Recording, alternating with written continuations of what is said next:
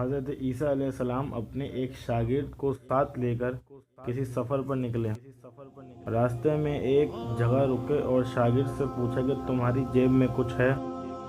اس نے کہا میرے پاس 2 درہم ہیں۔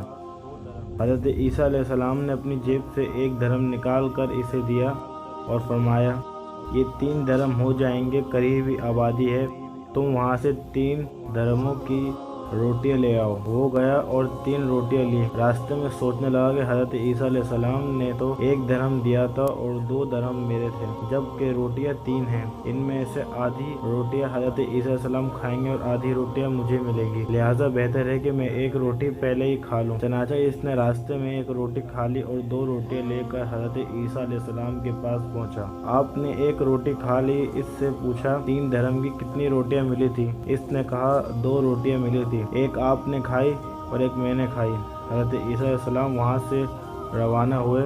راستے میں ایک دریا آیا۔ شاگرد نے حیران ہو کر پوچھا اے اللہ کے نبی، ہم دریا عبور کیسے کریں گے جبکہ یہاں تو کوئی کشتی نظر نہیں آتی؟ حضرت عیسیٰ علیہ السلام نے فرمایا گھبراؤ مت، میں آگے چلوں گا، تم میری ابا کا دامن پکڑ کر میرے پیچھے چلتے آؤ، خدا نے چاہا تو ہم دریا پار کر لیں گے۔ چنانچہ حضرت عیسیٰ علیہ السلام نے دریا میں قدم رکھا اور شاگرد نے بھی ان کا دامن تھام لیا۔ خدا کے اذن سے آپ نے دریا کو اس طرح پار کر لیا کہ آپ کے پاؤں بھی گیلے نہ ہوئے۔ شاگرد نے یہ دیکھ کر کہا میری ہزاروں جانیں آپ پر قربان، آپ جیسا صاحب اعجاز نبی تو پہلے معبوس ہی نہیں ہوا۔ آپ نے فرمایا یہ معجزہ دیکھ کر تمہارے ایمان میں کچھ اضافہ ہوا؟ اس نے کہا جی ہاں، میرا دل نور سے بھر گیا۔ پھر آپ نے فرمایا کہ اگر تمہارا دل نورانی ہو چکا ہے تو بتاؤ روٹیاں کتنی تھی؟ اس نے کہا حضرت روٹیاں بس 2 ہی تھی۔ پھر آپ وہاں سے چلے۔ راستے میں ہرنوں کا ایک غول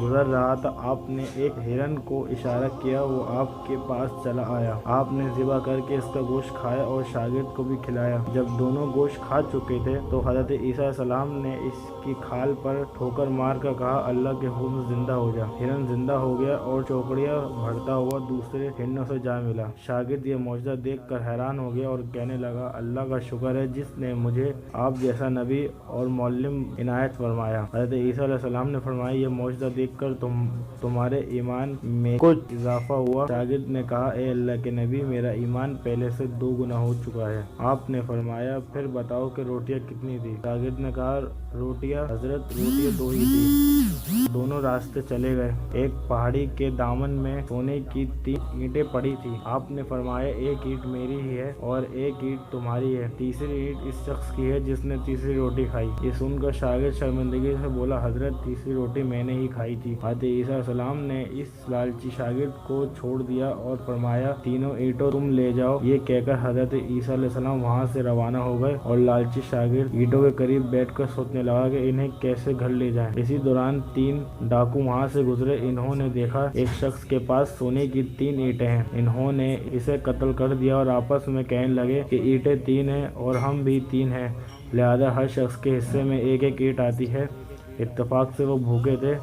انہوں نے ایک ساتھی کو پیسے دیے اور کہا کہ شہر قریب ہے، تم وہاں سے روٹیاں لے آؤ، اس کے بعد ہم اپنا اپنا حصہ اٹھا لیں گے۔